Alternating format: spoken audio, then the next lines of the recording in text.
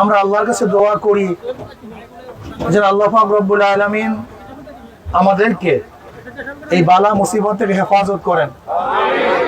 মুসিবতের সময় ধৈর্য ধারণ করা এটা মুমিনের চরিত্র। অস্থির হয়ে কোনো ফায়দা নাই। যদি আমরা অস্থির হয়ে যাই, অধৈর্য হয়ে যাই, তাহলে কি বন্যার পানি চলে যাবে? অবশ্যই না। কাজে অবশ্যই ধৈর্য ধারণ করতে হবে। প্রতি বছর ভারত থেকে আসা পানি আমাদের বাংলাদেশকে ডুবিয়ে দেয়। এর স্থায়ী কোনো সমাধানের প্রয়োজন। অবশ্যই এর স্থায়ী একটা সমস্যা সমাধানের দরকার আছে কি নাই? এর জন্য আমরা মনে করি যে আমরা বাংলাদেশের উপর থেকে বাঁধ দিয়ে দেই।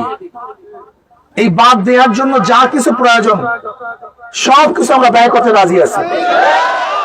আমরা বাংলাদেশের জনগণ স্বেচ্ছাসেবী হিসাবে নিজেদের অর্থ দিয়ে হলেও যে আমরা আমাদের বাংলাদেশের মাটির উপরে খুব শক্তিশালী বাঁধ দিয়ে দেই, তাহলে ভারত ইচ্ছা মতো আমাদেরকে ডুবাতে আর পারবে না। ভারতের কাছে আমাদের মাথা নত করতে হবে না।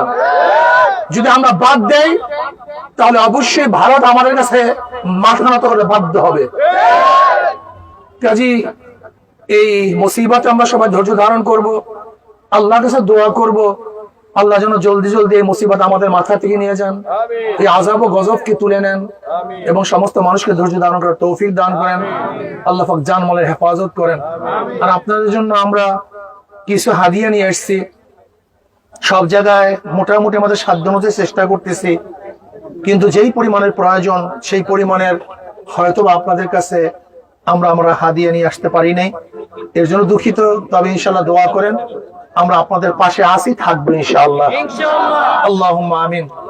রব্বানা যালামনা আনফুসানা ওয়া ইল্লাম তাগফির লানা ওয়া তারহামনা লানাকুনান্না মিনাল খাসিরিন। আল্লাহ এই বালা মুসিবত থেকে আমাদের হেফাজত করেন। আল্লাহ এই মুসিবত থেকে আমাদের সবাইকে হেফাজত করেন। আল্লাহ পানি বন্যা থেকে আমাদের সবাইকে হেফাজত করেন।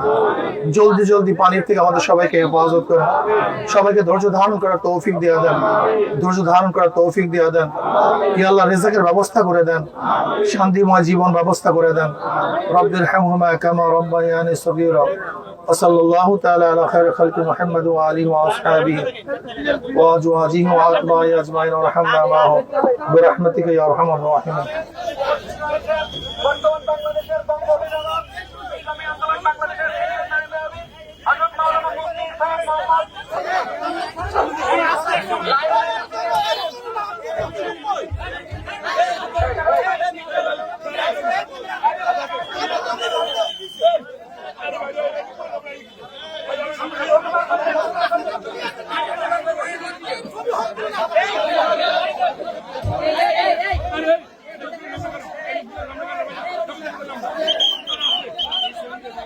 সামনে লোক ছবি দিচ্ছি।